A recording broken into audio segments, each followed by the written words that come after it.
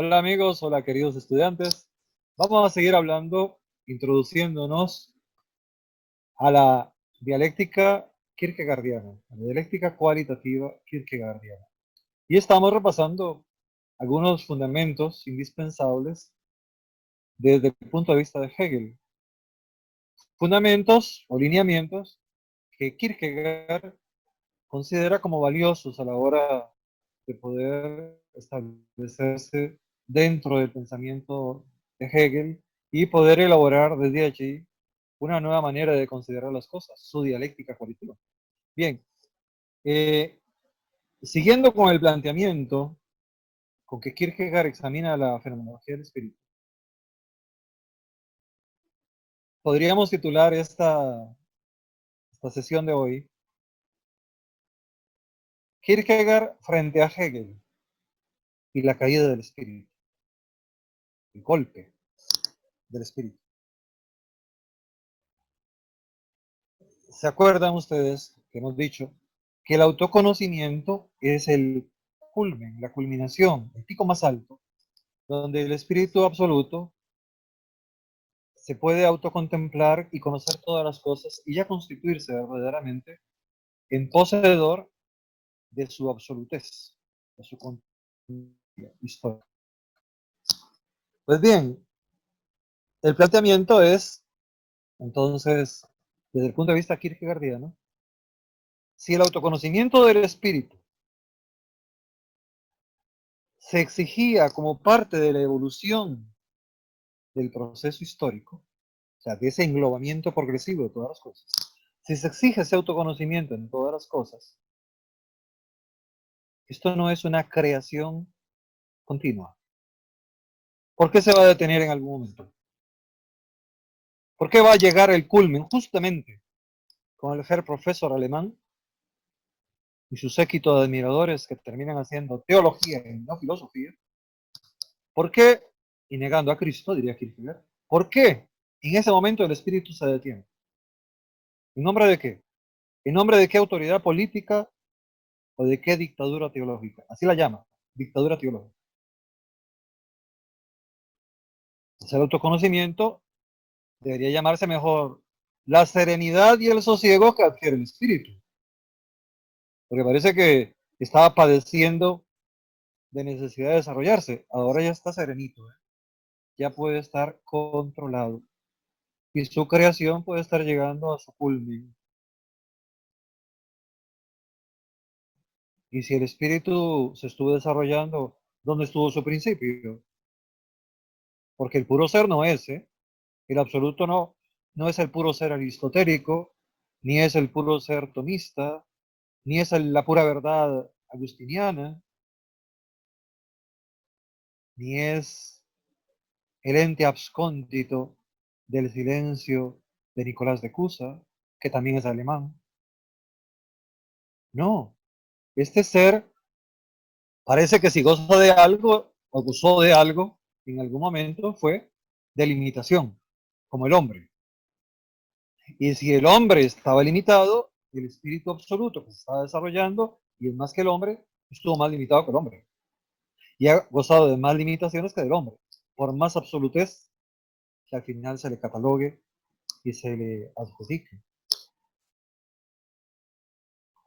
Y entonces, concretamente, el espíritu absoluto, hay que confesar que también partió de la nada, o de algo poquito,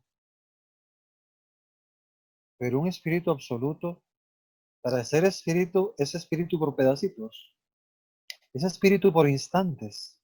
¿Y luego qué es? Eso no es una limitación, más bien. Y eso, el espíritu está respirando una necesidad. El espíritu respira una necesidad.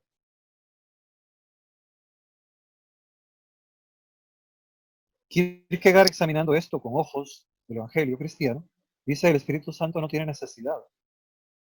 Todo lo mío es de mi Padre y lo que el Padre me da os lo doy yo. De gracia os lo doy. No se está desgastando.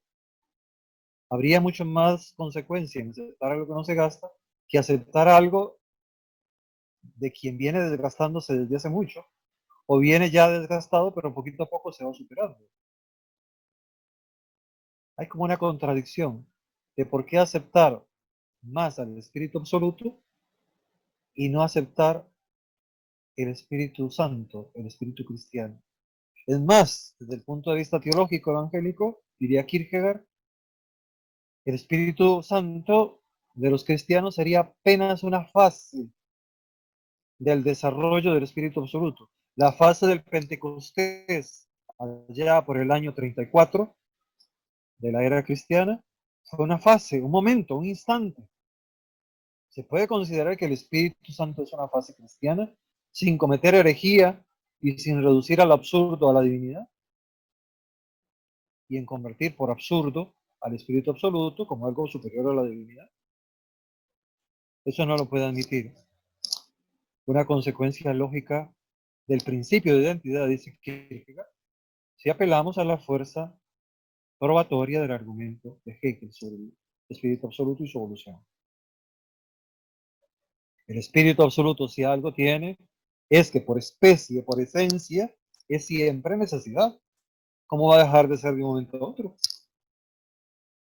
Y por esencia, si es necesidad de ir creciendo, la historia es la necesidad de ir creciendo. Si en el momento en que la historia deja de crecer, la historia se amputó. ¿A qué llegó? A la plenitud de que llegó. Dejó de ser historia. Por definición, la historia es un progreso. Y entonces, si deja de ser progreso, ¿en qué se convierte? Por eso el espíritu parece y actúa, diría Hegel, Kierkegaard, verdaderamente como un enajenado. El proceso originario de la creación del mundo y de la historia, ciertamente Hegel lo había visto como un proceso dialéctico de superaciones. Estamos de acuerdo. Y en ese proceso de superaciones, Hegel las menciona, recuerden ustedes, pone una tesis, un contraargumento y luego resuelve.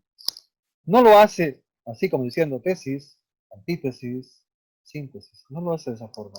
Lo hace como Kierkegaard también hace su dialéctica cualitativa.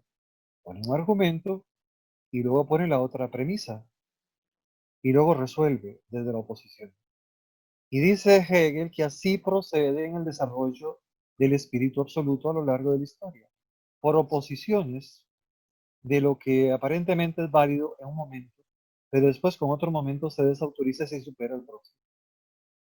La dialéctica es un proceso de superación, de autoenvolvimiento, de comprensión de las fases anteriores, pero se asume, no se aplasta, no desaparece, no se nihiliza la fase anterior, sino que se asume como parte integrante del proceso siguiente. Por tanto, la dialéctica es un proceso, la dialéctica hegeliana es un proceso de dialéctica precisamente, de avance dialéctico, pero también en el sentido de que frecuentemente se vienen las oposiciones y las resoluciones, es un proceso repetitivo. Y esa es la filosofía de Hegel, un proceso de oposiciones con un proceso de soluciones. Y todo esto repetitivamente. Y dice Kierkegaard, y esto de las repeticiones no llega a ser también una realidad en la vida humana. El hombre no es un ser que se repite. El hombre no es un ser que busca apasionadamente, luego se decepciona, se lamenta, vuelve a hacer un proyecto y luego se decanta de ese proyecto, se entristece y vuelve a elegir de nuevo. Se viven en repeticiones. Por eso dice Kierkegaard, no. No se elige entre tesis, antítesis y luego una resolución. No se elige por resoluciones. Se elige desde las oposiciones. O esto o lo otro.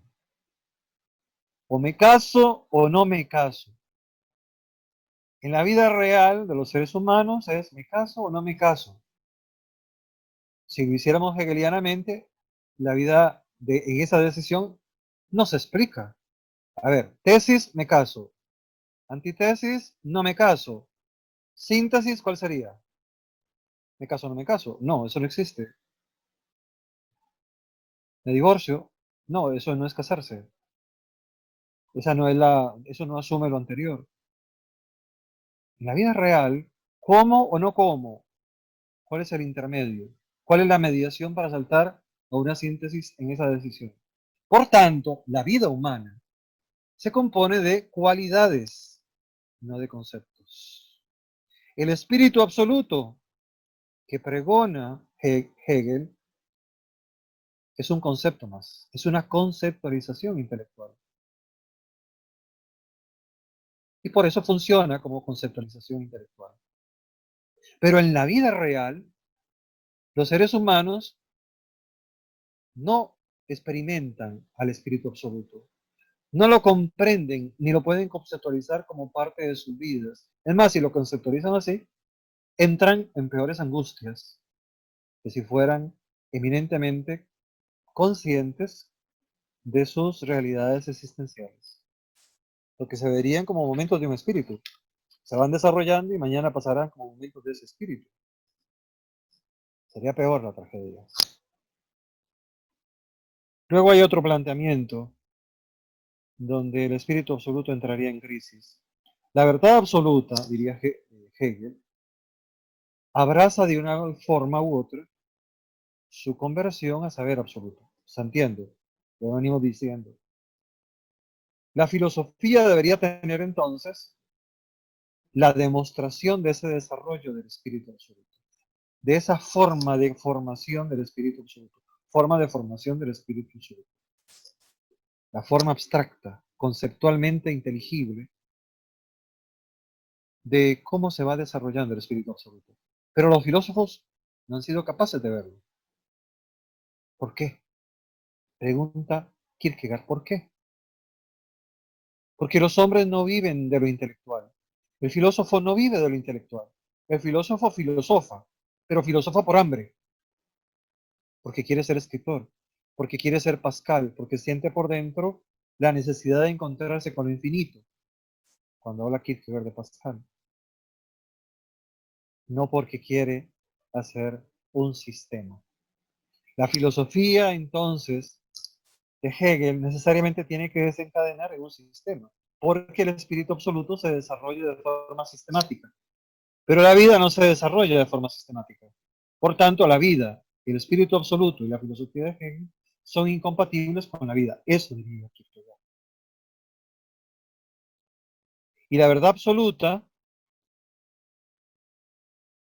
sería evidencia de la realidad real, no de la realidad imaginativa, no de la realidad sensorial, sino de la última, que es el desarrollo de la autocontemplación, de la teorización, de la asunción como una realidad ontológica superior que envuelve todas las cosas. Esa sería la verdad absoluta. Pero Kierkegaard diría, eso no se encuentra en ninguna existencia finita. Ninguna existencia finita vive de una verdad absoluta de ese tipo. La única verdad de que puede vivir un individuo es de la verdad de sí mismo. Tengo un dolor de muelas. María es mi hija. María tiene asma. De esa verdad se vive. De verdades inmediatas, no de verdades que engloban todas las realidades, posibles o imposibles. Cuando el espíritu absoluto se desarrolla, se va desarrollando en los momentos históricos, hay verdades, hay realidades que se pudieron formar y que no se formaron. Estamos de acuerdo. Son equívocos, diría Hegel. Son momentos que fueron posibles pero que no se concretaron. Pero dice Kierkegaard, si no se concretaron no fue porque eran momentos que se podían desarrollar en la historia, sino porque alguien no lo desarrolló. Porque las condiciones no fueron óptimas para desarrollarse, para que alguien las desarrollara. Por tanto, tiene razón Hegel, sí, tiene razón Hegel, y Kierkegaard. Si hay verdades absolutas, tienen que haber parciales. Verdades parciales. Y esas verdades parciales, efectivamente, como dice Hegel, son finitas. Pero la verdad finita, que es el hombre, tiene una verdad superior y a reconocer su finitud. Cuando el ser humano reconoce que es finito, está reconociendo la totalidad que es capaz de reconocer, la totalidad de mi finitud. Y entonces, aceptando eso, puede arrojarse, literalmente, al abismo y saltar al infinito. Cosa que en el planteamiento de Hegel no se puede hacer. No se puede saltar al abismo. El finito no puede saltar al abismo, no tiene libertad. Si aceptamos a Hegel en todo su desarrollo, ese individuo, ese yo, que decíamos en otra conferencia, está tensado, está cuestionado, ese yo no tiene libertad, no puede saltar. Si tuviera la oportunidad de saltar, salta al infinito. Pero como no puede hacerlo, está atado. ¿A qué está atado? A seguir siendo finito. No tiene la condición ni de reconocerlo intelectualmente, ni de gozarlo personalmente, ni siquiera tiene la condición personal. Solo es persona cuando conoce el individuo. No es persona cuando se relaciona con otros. La moralidad que tiene es una moralidad abstracta, no es una moralidad de trato. Hegel se defiende como preveniendo esto y dice, es que hay verdades que son del orden de la razón especulativa, propias del saber absoluto. Y hay verdades que son propias del saber finito y del ser finito, que son propias ya no de la razón especulativa, sino del entendimiento humano, y por tanto son fragmentarias. Y otra vez, ironía de Kierkegaard, ¿no? Tema que aprovecha irónicamente Kierkegaard. Sí, de las ironías, de los fragmentos para hacer filosofía, yo como ser fragmentario, ¿no? Al final de cuentas, el ser humano es fragmentario en ese desarrollo del espíritu. Yo como fragmento voy a hacer filosofía, un poquito, una migaja. La razón especulativa no piensa en Hegel. No, no piensa. Eso es una etapa anterior. Se contempla a sí misma. Se autodesarrolla contemplándose. Se consuma contemplándose, haciendo autoconocimiento. No piensa. Entonces es una especie de contradicción, diría Kierkegaard. El absoluto no piensa. Por lo menos el absoluto, el ente motor inmóvil de Aristóteles, se piensa a sí mismo, pero este no piensa. Se autocontempla. ¿Qué diferencia hay en autocontemplarse y pensar? Plantearían ya algunos escépticos analizando estos sistemas idealistas. El entendimiento humano nada más crea conceptos finitos, conoce finitamente, limitadamente, pero el espíritu absoluto, que es un desarrollo abstracto, lo conoce todo, contemplándolo abstractamente, objetivamente. Entonces la razón es un concepto que se despliega, paradójico, ¿no? La razón es un concepto que se despliega, como de desarrollo conceptual llega hasta la contemplación y al autoconocimiento. Pero el ser finito simplemente es incluido con un objeto de la especulación. El ser finito, hombre, y cualquier ser finito que no sea un hombre, es incluido como un objeto de del razonamiento realista, un poco extraño, razonamiento realista, dentro de un proceso abstracto, diría Kierkegaard, donde se desarrolla toda la historia humana. No se puede entender eso fácilmente. Como yo, que soy concreto de un momento a otro, soy un abstracto, un tornillo más en el desarrollo del espíritu absoluto que se considera la realidad, que descubre la realidad verdadera, y eso es más verdad que yo, que soy real. ¿Cómo se maneja eso? Y finalmente en el diario de Kierkegaard hay un escrito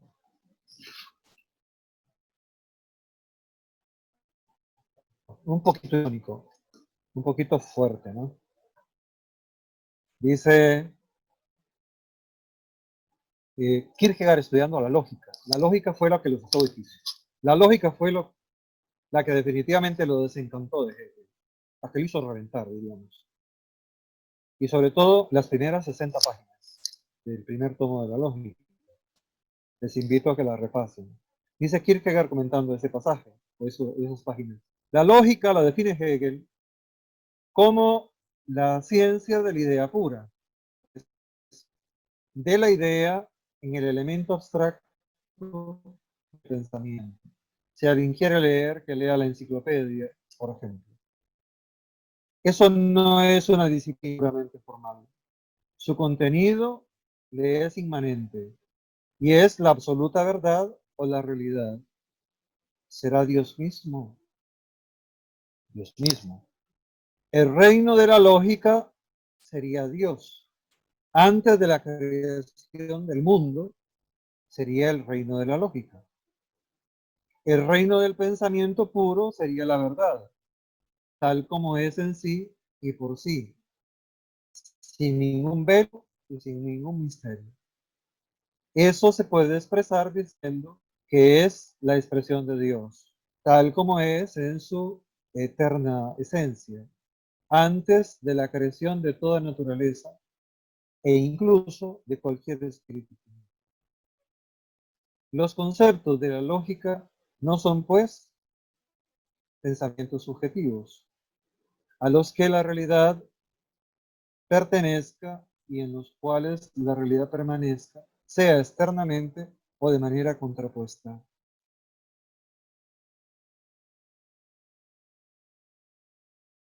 Sino que solamente son pensamientos de orden objetivo, que se expresan dentro de realidades por esencias necesarias, en orden a una verdad dictatorial absoluta. Las cosas existen por una verdad dictatorial absoluta. La lógica sería entonces metafísica y tendría un puesto predominante en ese sistema porque ofrece con sus conceptos más que una sustancia, un esqueleto.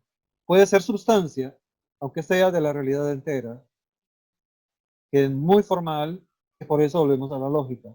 Principio de la identidad de lo real con lo racional hace de los conceptos de la razón los grados y las determinaciones necesarias de una misma realidad única. Y Hegel llama esto entendimiento, al pensamiento que produce solo determinaciones finitas, que se mueven en ellas. Y llama finitos a las determinaciones del pensamiento, que son solamente imaginaciones subjetivas, que están en contraste con lo que es objetivo, y que además por su contenido son limitados, y que se contraponen unos a otros entre sí, y con mayor motivo y con mayor justificación hacia lo absoluto mismo. El entendimiento, así entendido, solo entiende parcialidades, y a esto se llama el primer momento de la razón. Kierkegaard dice, esto no es racional, esto no tiene ni pies ni cabeza, esto es una contradicción. A esto llaman sabiduría ilustrada. A este señor le dieron el puesto de profesor en una universidad. Yo prefiero ser humildemente alguien que camina, que da pasitos en su existencia, tratando de ser simplemente un poeta cristiano. Espero haberles iluminado un poquito. No se trata de que se aprendan todo este discurso anti-hegeliano, hegeliano, sino de que vean cómo entre Kierkegaard y Hegel, Kierkegaard organiza un discurso que le va a dar pie al ejercicio de la dialéctica cualitativa, que es el ejercicio de confrontar en la vida todo como es y de descubrir que todo en la vida es al final una relación tensa porque es una relación que supone oposición. O me caso o no me caso. Las venas o sigo viviendo. O como ahora o como después. O no como hoy y como mañana. O voy a trabajar o me quedo durmiendo.